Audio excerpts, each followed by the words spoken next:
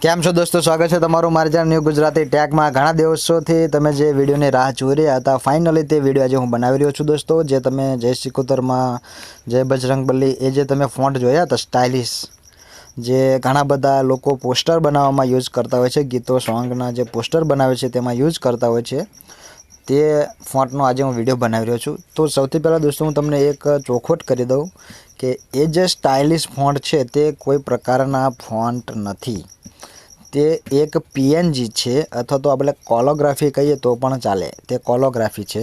તો હું દોસ્તો તમને બતાવી દઉં સૌથી પહેલાં તે કોલોગ્રાફી કેવા છે એ। તો દોસ્તો તમે અહીં જોઈ લો, આ છે તે પ્રકારના કોલોગ્રાફી।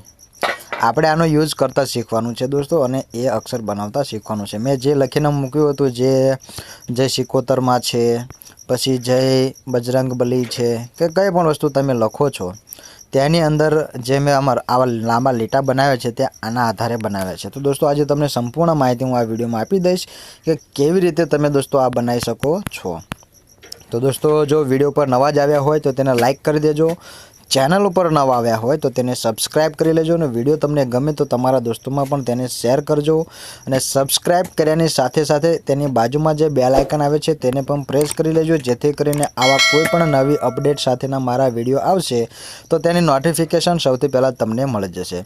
એ વસ્તુ તમને જાણી દો દોસ્તો કે વિડીયો પૂરો જોશો એટલે તમને સંપૂર્ણ સમજણ પડી જશે કે આખી પ્રોસેસ શું છે, કેવી રીતે આપણે આ લખી શકીએ છીએ અને કેવી રીતે આ પીએનજી ડાઉનલોડ કરી શકીએ છીએ। તો દોસ્તો વિડીયો અધૂરો જોશો તો તકલીફ તમને થશે, ડાઉનલોડ કરતા નહીં ફાવે પછી તમે કોમેન્ટ કરતા રહેશો કે ભાઈ મારે તો વર્ક નથી કરતા, મારે કોમેન્ટમાં કે મારે કાર્ય નથી કરતા, કેવી રીતે લખવાનું એ મને શીખવાડો, આવી બધી કોમેન્ટ ના થાય તે માટે વિડીયો એક વખત શાંતિથી જોઈ લેશો તો તમારા દરેક પ્રશ્નોનું સોલ્યુશન થઈ જશે।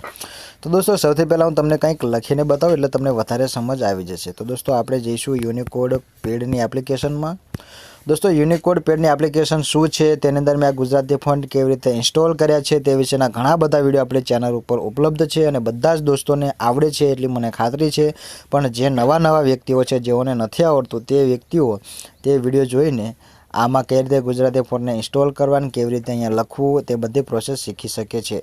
160+ આપણી પાસે જે ગુજરાતી ફોન્ટ છે તે દરેક વ્યક્તિને મળી ચૂક્યા છે। જેઓને નથી મળ્યા તેઓ મારી ચેનલ પર આવીને ડાઉનલોડ કરી લે, તેના આધારે જ આપણે આ જે કોલોગ્રાફી છે તેનો ઉપયોગ કરીને લખી શકીશું।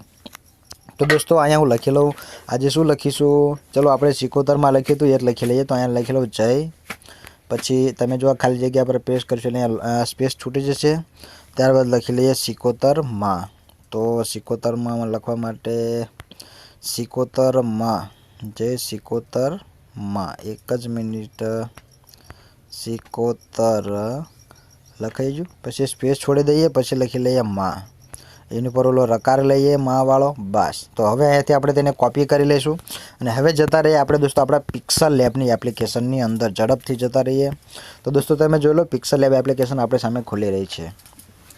દોસ્તો તમારે આ ફોન્ટને ડાઉનલોડ કરવા માટે સિમ્પલી તમને સમજાવી દઉં, આ વિડીયોની ડિસ્ક્રિપ્શનની અંદર આપણે એક લિંક આપી છે જેનું નામ હશે ફોન્ટ।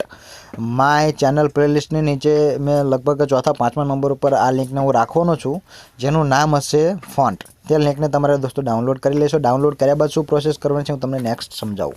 તો દોસ્તો સૌથી પહેલાં તમે જુઓ આ એ પર પ્લસ નિશાન છે તેના પર ક્લિક કરીને આપણે રાઇટિંગ કરવાનું હોય ત્યાં જતા રહીએ અને અહીંયાથી ડિલીટ કરી લઉં, ત્યારબાદ અહીં લોંગ પ્રેસ કી પેસ્ટ કરી લઈએ। તો દોસ્તો જય સિકોતરમાં લખવાનું છે તો આપણે જયને છૂટું પાડી લઈશું અને સિકોતરમાં છે તેને નીચે લઈ લઈશું, ત્યારબાદ હું અહીંયાથી ઓકે કરી લઉં, ત્યારબાદ તેની સાઇઝ થોડીક હું મોટી કરી લઉં। દોસ્તો તમે ધ્યાનથી જોશો ને એટલે મને 100% એવો અંદાજ છે કે તમને આવડી જ જશે।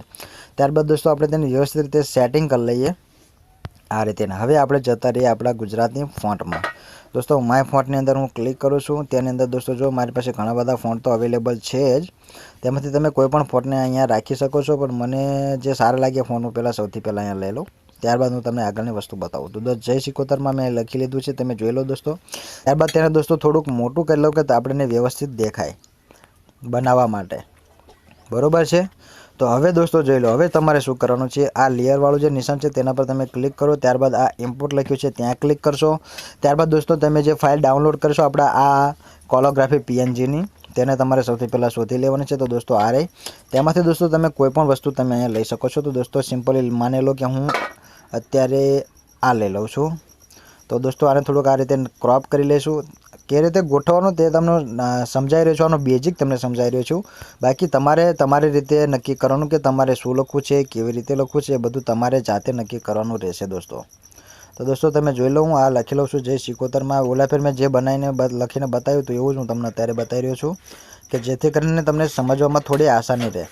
તો દોસ્તો તમે જો આ સિકોતરમાંની જગ્યાએ આ નીચે સીની આગળ જે રકાર અહીં આગળ આવી ગયો છે, તમે જોઈ લીધો। ત્યારબાદ દોસ્તો આપણે આને ફરીને લેવા માટે તમે જો અહીંયા લખ્યું છે કોપી, ત્યાંથી કોપી કરી લેવું છે, ફરી એક વખત આવી જશે। તો દોસ્તો એક હું અહીંયા લઈ લઉં, તમે જોઈ શકો છો ને દોસ્તો, આવડશે જે તમને આરામથી આવડી જશે। ત્યારબાદ આને એક ફરી એક કોપી લઈ લઉં, તો ફરી એક વખત આવી ગયું। તો દોસ્તો હવે તેને મારે આ જે માલ છે ત્યાં હું એક તેને જોડી દઉં આ રીતે અહીંયા, બરોબર। ત્યારબાદ દોસ્તો ઉપર ય છે ત્યાં એક વખત લઈ લઈશું, તો ફરી આને એક કોપી લઈ લઈશું અને તેને અહીંયા જોડી દઈશું આ રીતે, એ સેન્ટરમાં કમ્પ્લીટ વ્યવસ્થિત રીતે આને લઈ લઈશું। તો દોસ્તો હવે માન લો કોઈ ત્રિશુલ આપણે લેવું હોય તો દોસ્તો ફરીથી આપણે અહીંયા જઈશું। આજે આપણે મારા જે ફોન્ટ હતા જેની અંદર મેં કોલોગ્રાફી આપ્યા હતા લગભગ 400 જેટલા, તેની અંદર એ ત્રિશુલ છે, ત્યાંથી હું એક ત્રિશુલ લઈ લઉં। તમે જોઈ લો દોસ્તો, ત્રિશુલ આપણી પાસે છે અવેલેબલ, ક્યાં ગયું, આ રહ્યું।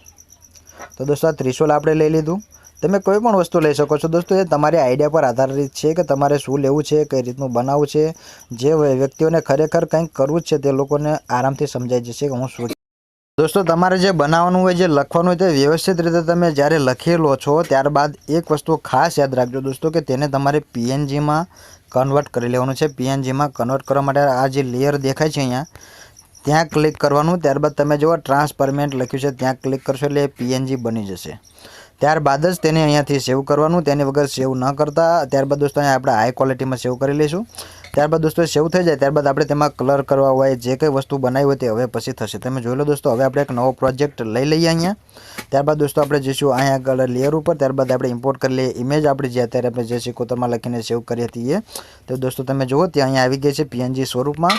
તો તેને દોસ્તો થોડે આ રીતે હું મોટું કરી લઉં કે જે રીતે વ્યવસ્થિત દેખાય। તમે કોઈ પણ રીતે લખી શકો છો, તમને જે કંઈ સારું લાગે તે તમે આ રીતે લખી શકો છો। ત્યારબાદ દોસ્તો હવે તેમાં હું કલર કરીશ। તમે જુઓ દોસ્તો, કલર કરવા માટે આ જે કલર લખ્યું છે ત્યાં ક્લિક કરીશું એટલે તમે દોસ્તો અહીં જોઈ શકો છો કલર આવી ગયા છે। તમારે જે કોઈ કલર રાખવો હોય તે તમે આરામથી રાખી શકો છો।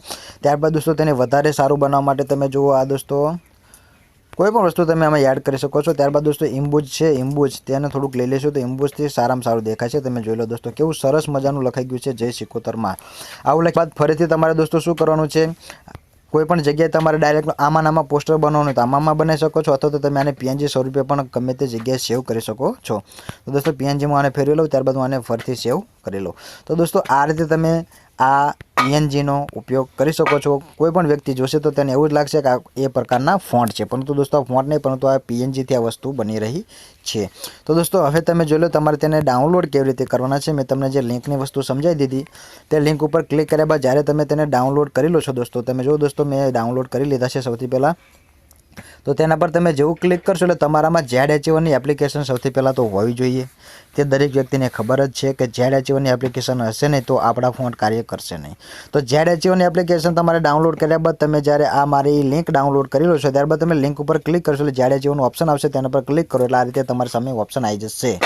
ત્યારબાદ દોસ્તો તમે જો 3 ડોટ્સ છે અહીંયા, ત્યાં ક્લિક કરીને મલ્ટિપલ સિલેક્ટ કરીને સિલેક્ટ ઉપર ક્લિક કરશો, ઓલ સિલેક્ટ કરી લેવાનું અહીંયાથી। ત્યારબાદ આ સાચાનું નિશાન છે ત્યાં ક્લિક કરો, ત્યારબાદ આ ઉપરનો એરો આવે છે ત્યાં ક્લિક કરો। ત્યારબાદ દોસ્તો આ 3 ડોટ ઉપર ક્લિક કરીને ક્રિએટ ઉપર જઈને નવું ફોલ્ડર એક ક્રિએટ કરી લો। ત્યાં ન્યૂ ફોલ્ડરમાં તમે કોઈ પણ નામ રાખી શકો છો જે તમને સરળતાથી યાદ રહે। ત્યારબાદ દોસ્તો તમે તેને ઓકે કરી લો, તમારું ફોલ્ડર સેવ થઈ ગયું છે। ત્યારબાદ આ નીચેનો એરો છે ત્યાં ક્લિક કરશો એટલે તે બધી જ વસ્તુ તેની અંદર સેવ થઈ જશે, અને જેવી સેવ થઈ જશે એટલે તમારી સામે બધા જ તે પીએનજી ઓપન થઈ જશે। તો દોસ્તો આ રીતે તમારે આને ડાઉનલોડ કરવાનો છે અને આ રીતે તેનો યુઝ કરવાનો છે। જો દોસ્તો તમને મારી ઇન્ફોર્મેશન સંપૂર્ણ પ્રમાણે સમજાઈ ગઈ હોય તો મારા વિડીયોને લાઇક કરવાનું તો ભૂલતા જ નહીં દોસ્તો। ઘણા સમયથી તમે રાહ જોઈ રહ્યા હતા જે ફોન્ટની, તે આખરે તમને મળી ચૂક્યા છે, તો દોસ્તો તેને જરૂરથી એક વખત લાઇક કરી દેજો મારા વહાલા દોસ્તો। તો મળીશું નેક્સ્ટ વિડીયોમાં, અને તમારો કોઈ પણ ક્વેશ્ચન થાય તો મને કોમેન્ટમાં જણાવી શકો છો, આપણે તેનું સોલ્યુશન કરીશું। તો મળીશું નેક્સ્ટ વિડીયોમાં, ત્યાં સુધી આવજો, bye bye, C you, Tata.